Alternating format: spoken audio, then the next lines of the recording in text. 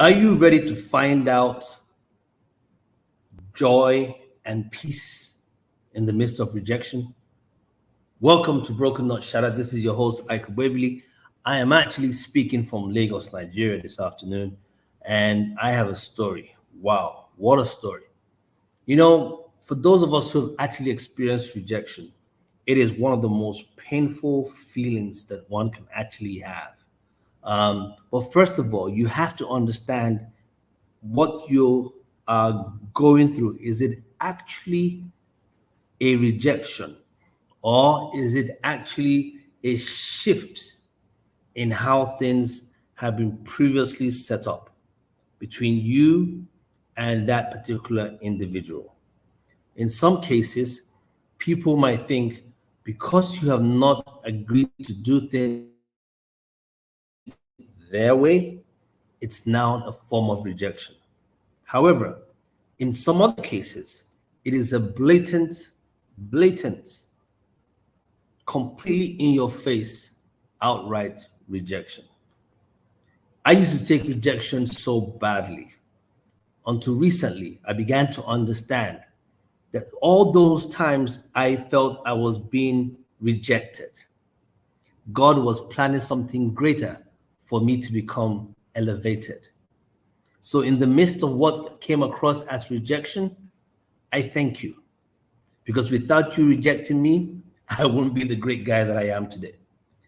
My guest has a great experience also, but his story is a little bit different.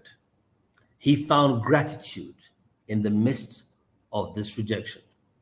Please help me welcome to our platform this afternoon a young, dynamic, creative mind, one of the best in the industry, Mr. Michael Moiwa, Lagos, Nigeria. Michael, welcome to Broken Not Shattered. It's nice to have you for the very first time. How you doing, buddy? Very fine, thank you. Very fine, thank you. Good. Speak a little, feel free to speak a little louder. How you doing? You good? I'm doing well. I'm doing well. Thank you, sir. Great. Now, Yes, sir. Michael, I know you're a very creative mind. You are a genius in my own world. You are the guy that has turned most of our platforms that I'm associated with your creative ability to express yourself through graphic arts. You have a pedigree that you came out of one of the best colleges in Nigeria called King's College. But your story, as much as it looks like, and you're the creative director in different parts of the world now, doing great things, wasn't a very straightforward story. Tell us your story, Michael, as a young guy. And feel free, because the audience are watching. Uh, it's uh, it's actually it's not an easy one actually because the question is I really don't even know where to start from. But then it's always good to start from anywhere and then eventually get my way up there. That's Um, fine. okay, in my own story or in my own case, it's more of from the father's side because I really didn't grow up knowing my father. My father, how do I put it? My father did not actually take responsibilities or see family as what it should be. Well, He didn't he didn't pass any form of knowledge. He didn't pass any form of information. Uh, okay, he was well to do, yeah, and then you would have cars, have drivers, and all of that, and then you'd forget myself and my siblings in school.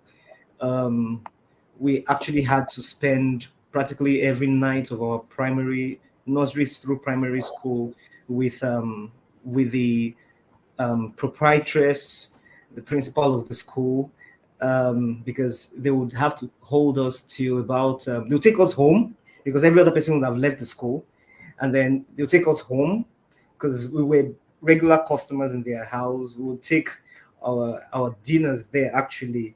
So And then at about 11, 12 p.m. at night, sometimes almost 1 a.m., they then remember that my father then remembers that he has kids because of so much pressure from my mom, because she doesn't have the freedom to get through to us, and then he has this fleet of drivers, and he just long story short, after all of those years, um, during those times, it wasn't like he was actually home, but then you would know that he was in control of some certain things, because anytime things were not well done, they were actually handled by him.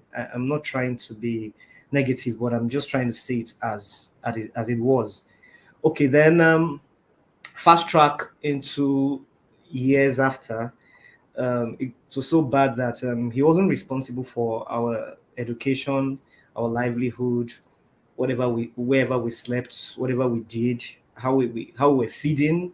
He wasn't responsible for anything actually. I can actually count the number of times I saw him growing when I was growing up, and then when myself and my younger sister, because we are six. I'm number five, my sister number six, and then when I was in primary four, yes, my younger sister was just a class behind me. Things were so bad that because my mom had to put so much pressure to raise six children on her own, so it wasn't easy. But she was the mother figure and the father figure. She was so good at not making us feel he wasn't around. So in fact, she was a blessing. She has been a blessing, and she is still a blessing. So it was so bad that myself and my sister had to drop out of primary school back then, and then for more than a year actually, we stayed with our grandma. Our mom didn't want us to feel the shame of being home alone when other kids were going to school, and then in the neighborhood you see us and people be asking how come you're not in school and all of that, and people are usually good at being nosy in such situations. So she preferred putting us away for a while. She would always come around to check up on us, and then some one sudden day she just came around and she was like, guys, good news that she finally found a school. She talked to the owner of the school, and the woman was kind enough to allow us resume without any payment, and then things would get sorted out as things moved along. And God being so graceful, because I got back into school when I needed to write my common entrance exam into secondary school. So God being very graceful, at that time I wrote the exam, and then I came out as one of the best in my school. Um, by the grace of God, I got a direct entrance into King's College.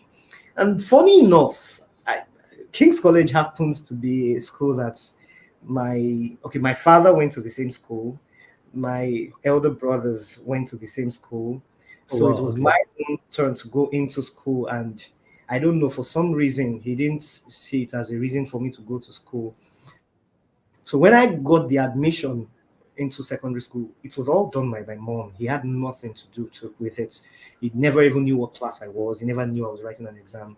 And then when I got into school, Hold on a second, and Michael. Hold on. Hold yes, on. I'm not trying to cut your flow here.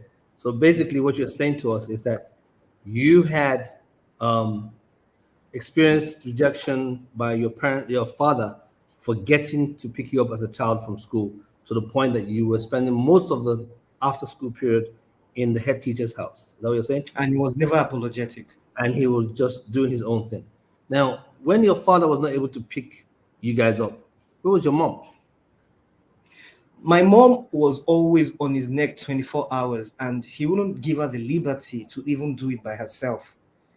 Wow. He was authoritative on my mom, but wasn't bothered about how it was going to happen, because he always said, don't worry, my drivers will take care of it. And then she'll be calling the drivers practically all through the day. A lot of times, a lot of my primary school days were spent at my principal's place. A lot of Wow. them. A And lot so of here them. you are, you fast forward, you take the common exam, the common entrance exam, and then you find yourself in this prestigious school called King's College, which Yeah. one of the elite schools in Nigeria, correct? In Lagos. And your father went there, your brothers went there, and now you just got admission in there. Yes. Let's take a break. When we come back, you're gonna share your story and let the audience know exactly what happened when you now got admission into this prestigious college of King's College. Okay. We'll be Thank back you. in this.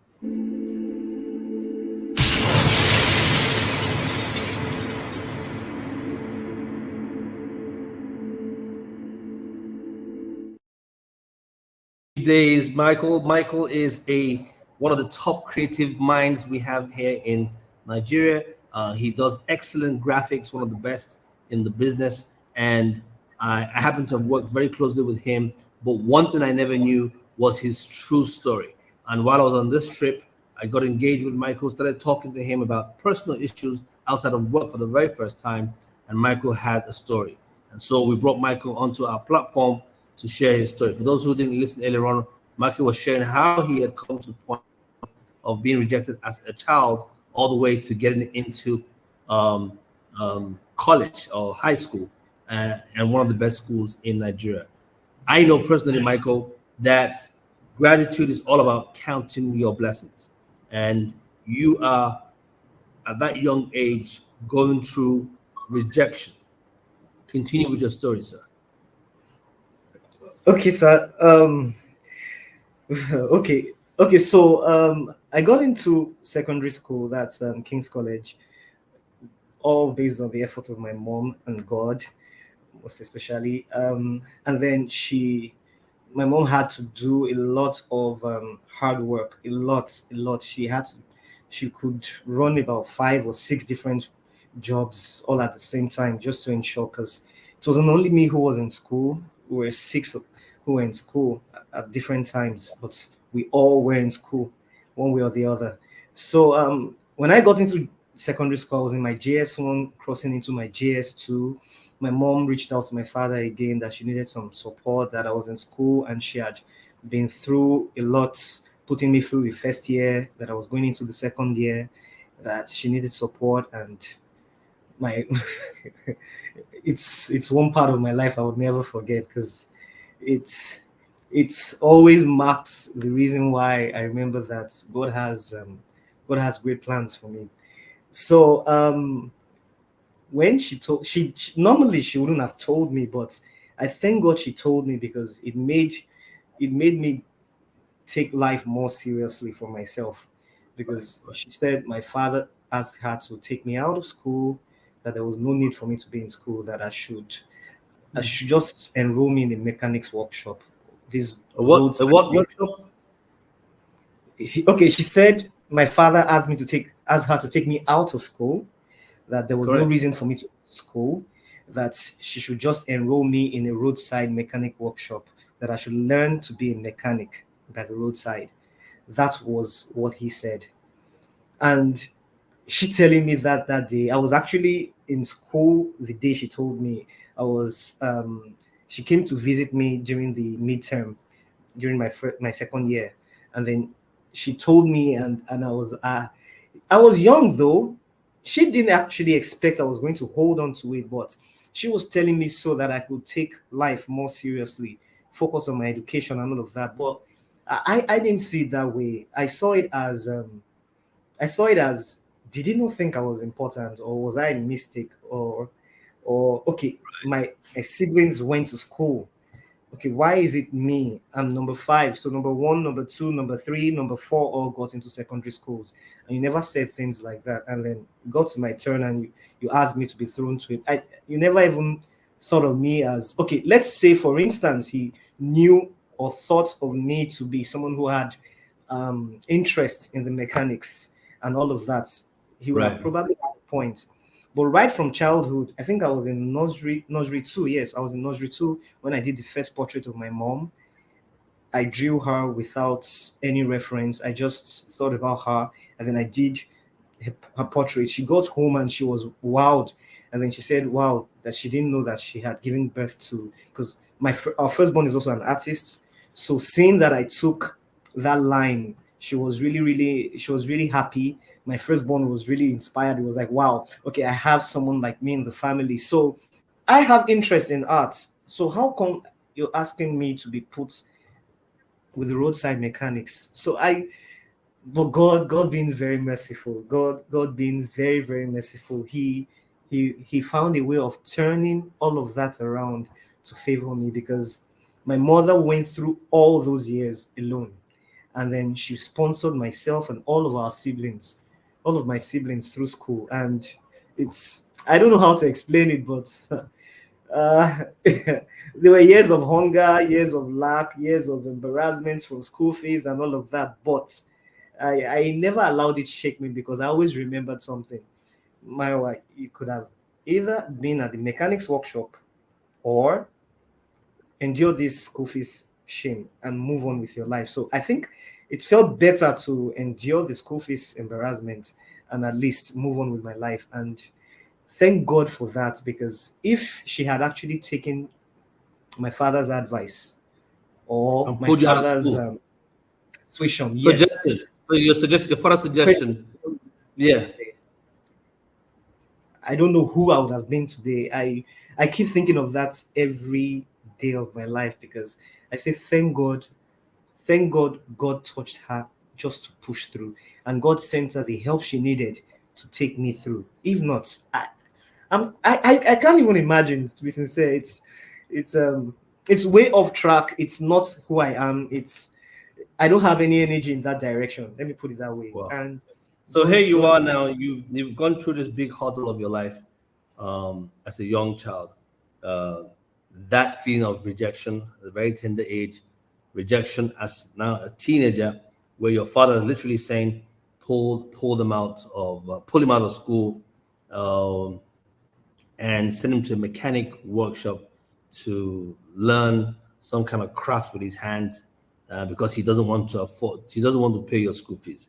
Not because you have interest in that, which is fine for those who want to go there, but it's strictly because he doesn't want to bother with your school fees. And so he's not even saying, let's look for a grant or let's sell or find something or for sponsorship or scholarships. He's literally saying, chuck him out of school. It's a waste of my time, waste of space for him to be there, right? So that's how it's coming across to me.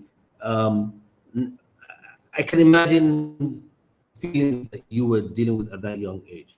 Now, I can tell listening to you that it still bothers you because you just said it has been something that you has anchored you and makes you take life a little bit more serious, right?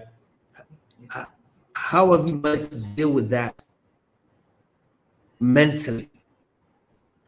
That play up in your personal life? Does that play your career? Does that show your arts?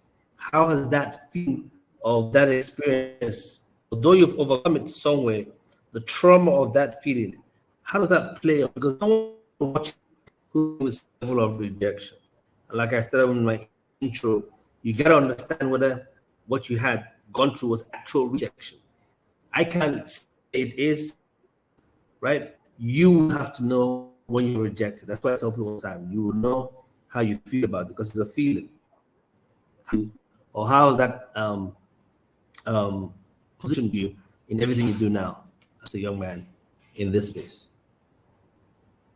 it has really affected my life in so many ways, but I always decided to take the positive part of out of it because um, I'm not someone who actually likes negative energy pulling me down. I always try to look onto the brighter side of things because I believe that to every challenge in life, there's always um, an option, a solution, or grace one way or the other, depending on how you take hold of it. So in my life generally, ever since then up to this very moment, at that time I told myself I was going to ensure not to fail myself first of all, and then ensure to stand on the track of fulfillment because I just thought maybe someday he would come to realize that that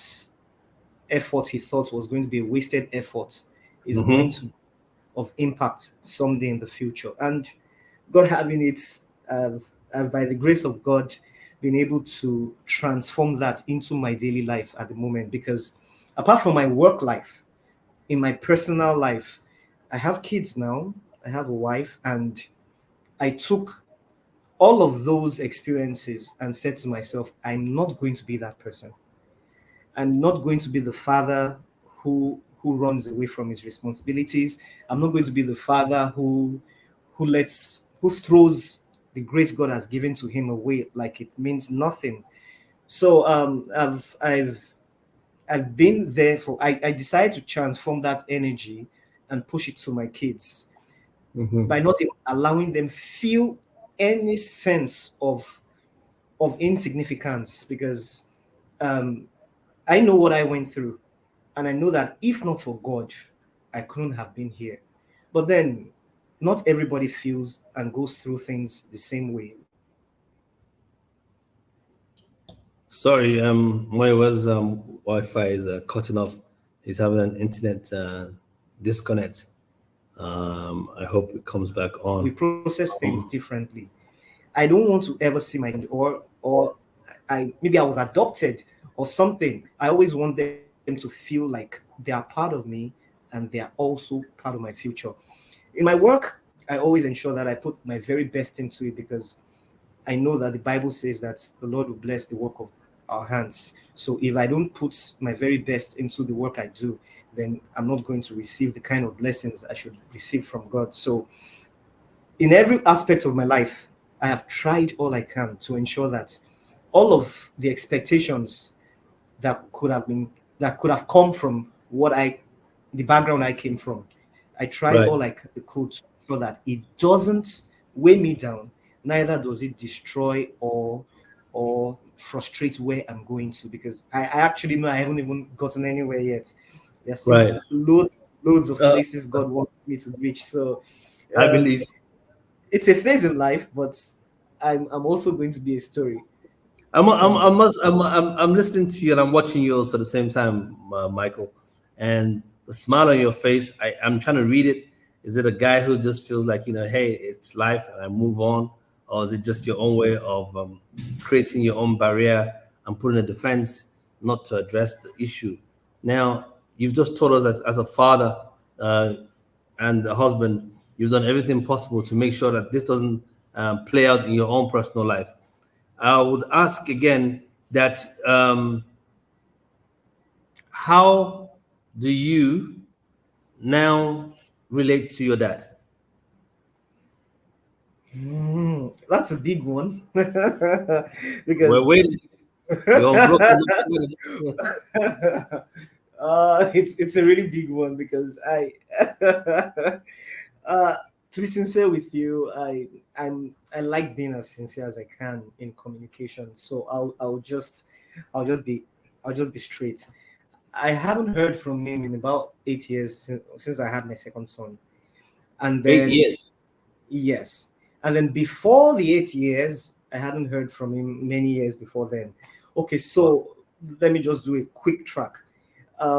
Before I had my second son, he tried reaching out at some point, and then I don't know how he got my number, but he tried reaching out at some point. But then I happened to be the person in the family that looked for a way to bond us all together again, because Right. I tried following up with him.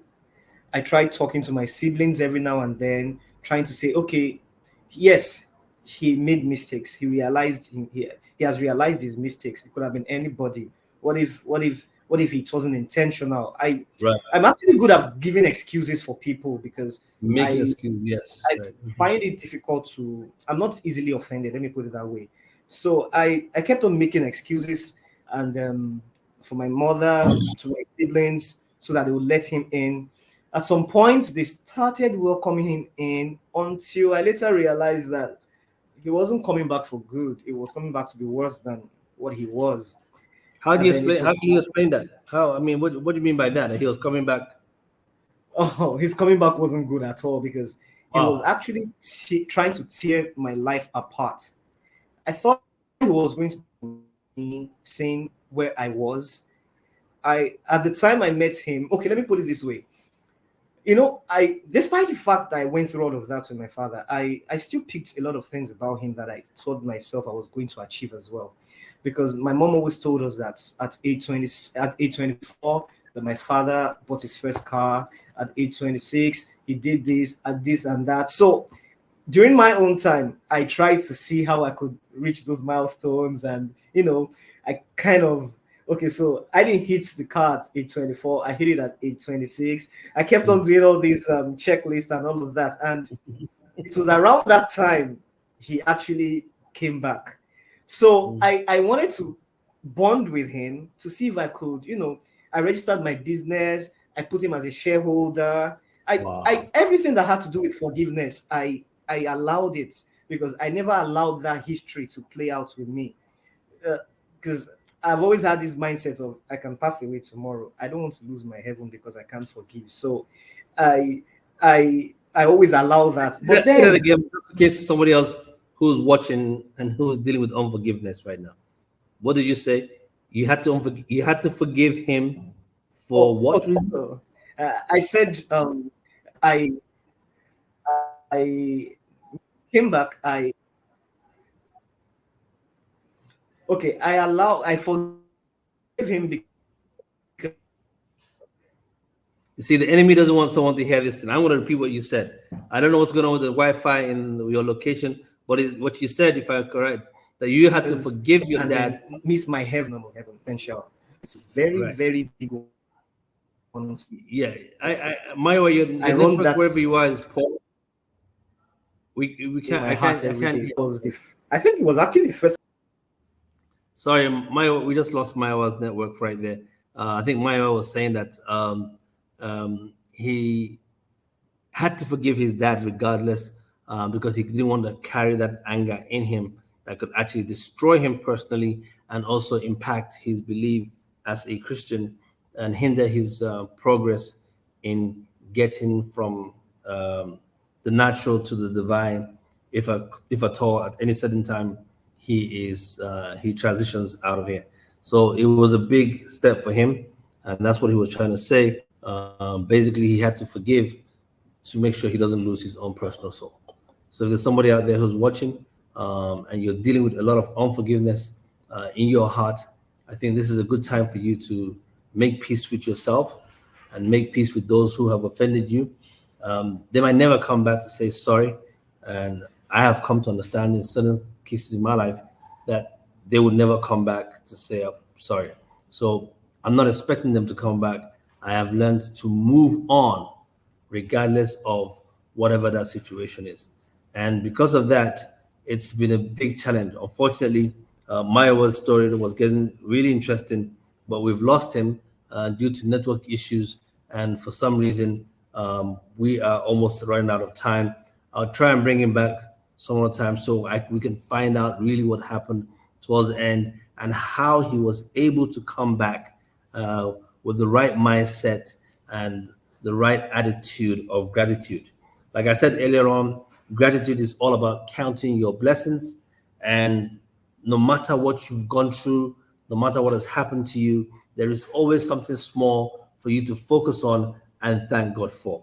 If nothing else, the fact that you are still breathing and you are still living when many went to bed last night and didn't wake up this morning, it is enough for you to say, thank you, God, for keeping you. And that attitude on that small thing will gradually begin to magnify itself.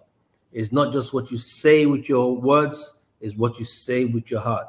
When people do great things for you, you might choose to say thank you, you might choose not to say thank you, you might choose to show gratitude. It's a beautiful, beautiful, beautiful um, character trait when someone is filled with gratitude. It's a lovely trait. I am so grateful for how far God has brought me. I am so grateful for this platform He has given unto us. Our numbers are increasing. I walked into an event yesterday, and a young lady ran up and just jumped all over me, hugging me, and said, "Hi, I know you from Broken, Not Shattered in the US." I was completely shocked.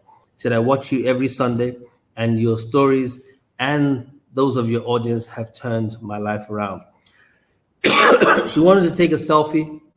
I told her we can do more than that, and I promised her that she will be coming into my um, uh, show at some point at some time. So we're gonna take a short break. When we come back, we'll wrap up this In Jesus' name.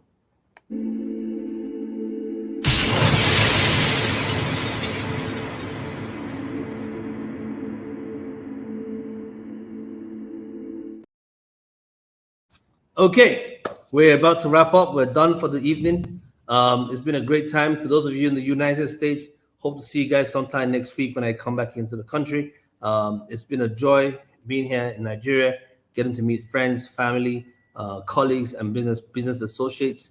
I look forward to my return and what we have decided to build with my team here, just to create a more robust audience for this platform. So watch this space. If you ever are looking for a platform to tune into on a regular basis every Sunday, try Broken Not Shattered on the BNS podcast. For all my audience who have been very faithful to us, I just want to say a big thank you. And in our own special 3 words as we end this show, yep, love, peace, and more grace.